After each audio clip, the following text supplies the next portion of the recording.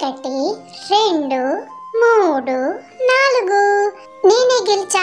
హల్దీ, లాలా, మీకు ఇప్పటికైనా అర్థమైందా మన ముగ్గురిలో ఆటలు ఎవరు బాగా ఆడతారో?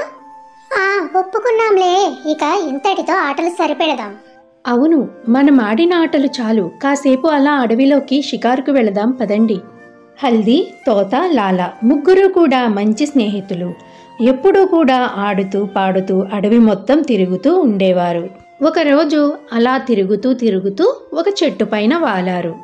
వాళ్ళు కబుర్లు చెప్పుకుంటూ ఉండగా ఇంతలో హల్దీ ఒక మెరిసే బంగారు హారాన్ని చెట్టుకు వేలాడుతూ ఉండడం చూసింది. లాలా, తోత, అటు చూడండి, అది మెరిసే బంగారు హారం కదూ. అప్పుడు ముగ్గురు కూడా ఆ హారాన్ని చాలా పరిశీలనగా చూశారు. లాలా ఆ హారాన్ని తన చేతుల్లోకి తీసుకుంది. ఇది చాలా విలువైన హారంలా ఉంది.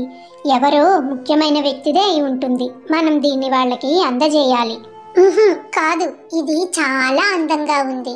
మనకు దొరికినట్లు కూడా ఎవరికీ తెలీదు. మన దగ్గరే దీన్ని ఎందుకు ఉంచుకోకూడదు? అలా ఉంచుకోవడం తప్పు. ఇది మనది కాదు. మనది కానప్పుడు దాని మీద మనం ఆశపడకూడదు. ఇది ఎవరిదో వారికే ఖచ్చితంగా అందజేయాలి. అలా అవి ఏం చేయాలో తెలియక ఆలోచనలో పడ్డాయి. కొంతసేపు చర్చించుకున్న తరువాత అవి ఒక నిర్ణయానికి వచ్చాయి. ఆ అడవిలో సమస్యలను పరిష్కరించడంలో పేరుగాంచిన ఒక ముసలి పావురం దగ్గరకు ఆహారాన్ని తీసుకువెళ్లాలని అవి నిర్ణయించుకున్నాయి. వారు జరిగిన విషయం మొత్తం ఆ ముసలి పావురానికి వివరించారు. ఆ పావురం ఆ హారాన్ని చాలా పరిశీలనగా చూసింది. పిల్లలు, ఈ హారం రాయల్ గార్డెన్లో నివసించే యువరాణి నెమలిది. ఆమె దీనికోసం ప్రతి చోట వెతికింది. అది నేను గమనించాను. దీన్ని మీ దగ్గర ఉంచుకోకుండా ఇక్కడికి తీసుకువచ్చారు. మీ నిజాయితీని చూస్తుంటే నాకు చాలా గర్వంగా ఉంది పిల్లలు. ఆ మాటలు విన్న లాలా ఆ హారాన్ని తన దగ్గరే ఉంచుకోవాలనుకుని తప్పు చేశాననే అపరాధ భావంతో బాధపడుతూ ఉంది. దీన్ని ఆ పావురం గమనించింది. ఎందుకు బాధపడుతున్నావు లాలా? నువ్వు నీ తప్పు తెలుసుకున్నావు.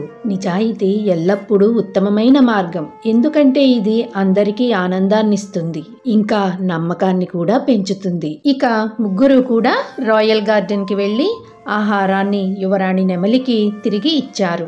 ఆమె చాలా సంతోషించింది.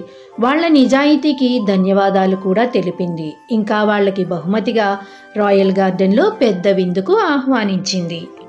అక్కడ వారు రుచికరమైన ఆహారాన్ని ఆస్వాదించారు. నిజాయితీ యొక్క గొప్పతనాన్ని వాళ్ళ ముగ్గురు తెలుసుకున్నారు. ప్రత్యేకించి లాలా ఇక ఎప్పుడూ మోసం చేయనని వాగ్దానం చేసింది. ఈ కథలో నీతి: నిజాయితీ ఎల్లప్పుడూ ఆనందాన్ని, సంతోషాన్ని ఇస్తుంది. కానీ మోసం మాత్రం అపరాధ భావాన్ని, సమస్యలను సృష్టిస్తుంది.